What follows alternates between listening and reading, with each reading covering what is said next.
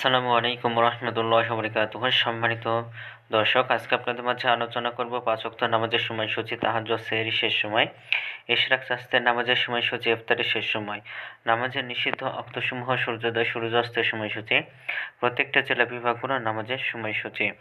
তো আজকে বুধবার ১৯শে নভেম্বর ২০২৫ ইংরেজি, ৪ অগ্রহায়ণ ১৪৩২ বাংলা, ২৭শে জুমাদুল উল্লাহ ১৪৪৭ হিজরি।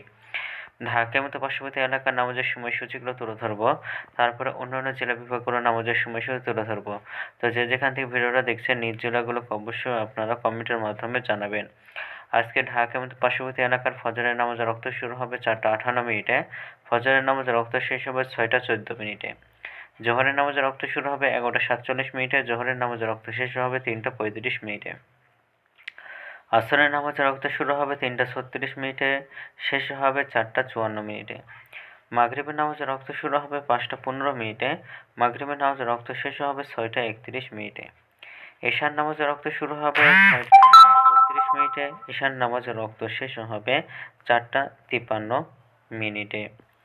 আজকের ঢাকা এবং তার পার্শ্ববর্তী এলাকার সেহরির শেষ সময় হলো ৪টা ৫২ মিনিটে। ইফতারের সময় সন্ধ্যা ৫টা ১৫ মিনিটে। আজকের নফল নামাজের উত্তম সময় ইশরাকের রক্ত সকাল ৬টা ২৯ মিনিট থেকে ৮টা ২২ মিনিট পর্যন্ত। শাস্তের রক্ত সকাল ৮টা ২৩ মিনিট থেকে ১১টা ৪০ মিনিট পর্যন্ত। তাহাজ্জুদ নামাজের রক্ত হলো উত্তম সময় রাত ৯টা ৫৪ থেকে ৪টা ৫৩ পর্যন্ত। নামাজের নিষিদ্ধ রক্ত হলো ৩টার সময়, সকালে ৬টা ১৫ থেকে ৬টা ২৮ পর্যন্ত, দুপুরে ১১টা ৪১ থেকে ১১টা ৪৬ মিনিট পর্যন্ত এবং বিকালে সন্ধ্যায় ৪টা ৫৫ থেকে ৫টা ১১ পর্যন্ত। এ ছিল ঢাকা পার্শ্ববর্তী এলাকার নামাজের সময়সূচি। এখন আলোচনা করব বিভাগীয় শহরের জন্য মৌলিকত সময়ের সঙ্গে। যেসব বিভাগের সময় আপনারা যোগ বিয়োগ করবেন তাহলে বিয়োগ করবেন চট্টগ্রামে ৫ মিনিট এবং সিলেটে ৬ মিনিট কম করবেন। ঢাকার মতো পার্শ্ববর্তী এলাকার নামাজের সময়সূচি থেকে চট্টগ্রামে ৫ মিনিট, সিলেটে ৬ মিনিট কম করবেন। যোগ করবেন খুলনাতে ৩ মিনিট, রাজশাহীতে ৭ মিনিট, রংপুর ৮ মিনিট, বরিশালে ১ মিনিট বেশি করবেন।